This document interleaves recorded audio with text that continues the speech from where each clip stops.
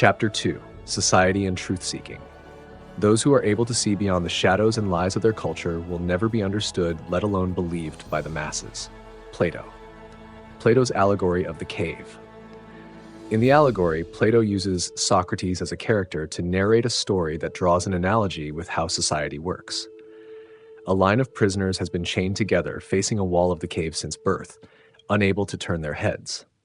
These prisoners, metaphorically representing individuals in society, know nothing of the real world. They are only aware of the shadows of objects displayed on the wall in front of them, created by a fire that represents the sun. They can name and identify these shadowy objects and praise each other for their competence in doing so. One day, however, one of the prisoners is freed from the shackles. This prisoner turns around, looks at the fire behind them, and realizes that the images on the cave wall are merely the shadows of the objects, not the objects themselves. Curiosity drives the prisoner to venture further and discover a way to the outside world. However, upon reaching the outside, the glaring light troubles the prisoner's eyes, as he has lived his entire life in a cave, never facing such brightness. Quickly, the prisoner shuts his eyes and turns away to avoid the overwhelming light. Gradually, he musters the courage to open his eyes once again, allowing him to observe and take in the surroundings. The river's flow, the birds' chirps, the grace of trees, the daunting mountains, the fragrance of flowers, the magic of butterflies, and the brute strength of the lion are all overwhelming for the man who spent his life in captivity. Upon reflecting on his experiences in the cave, he realizes the stark difference between the illusory knowledge within the cave and the reality of the world we live in. This reflection reminds him of his fellow prisoners. He descends back into the cave and informs them about the true nature of life that he has witnessed, emphasizing how their perceived knowledge gained through the shadows of the puppeteers is delusional and restrictive. However, his fellow prisoners laugh at him and label him as disillusioned. Undeterred, the man attempts to liberate them from their ignorance by coaxing them out of the cave to see the truth for themselves. Sadly, his fellow prisoners become angry and kill him. This is what happened to Socrates. We are all born into a culture or society, metaphorical prisoners. As children, we are too young to experience or understand everything around us. We depend on other sources, such as our parents or community, for information.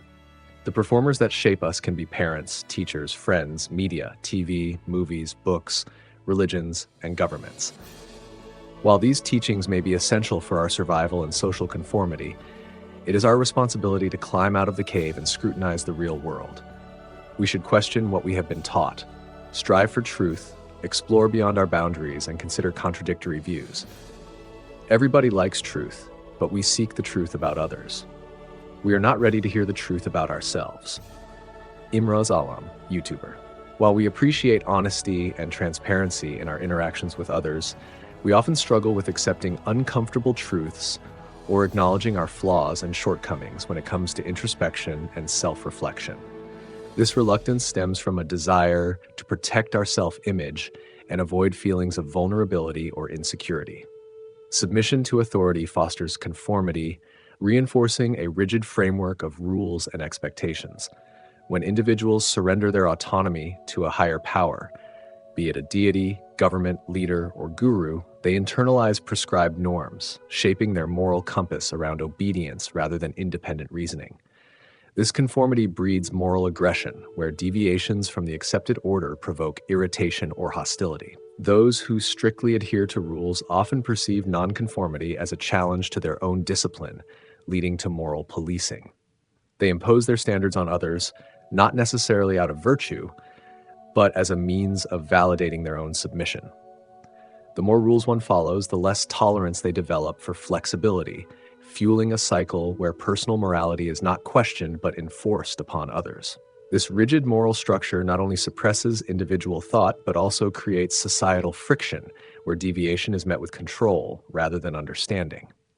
Leaders of families, religions, cultures, governments, and races endorse conservatism, following the rules and conforming to norms. All members are made to follow things, even petty ones, that are not important for an individual's or society's survival. They influence us to conform, to be the way they expect us to be, what to wear, how to pray, the purpose of life, fashion, and to be proud of that identity. They not only make us follow the herd, but also pull down any individual who might deviate, like the crab mentality. They use persuasion, coercion, blackmail, social boycotting, or even brute force to make the drifters follow suit, a form of moral aggression. People get killed. People get killed for words and even ideas. People are killed for falling in love with someone outside the herd. People get killed in fights over which herd is better. Human minds cannot unsee or stand opposing ideas and will take umbrage. We take pride and rejoice in our herd mentality. We honor and impress our fellow mates by adhering more to the herd.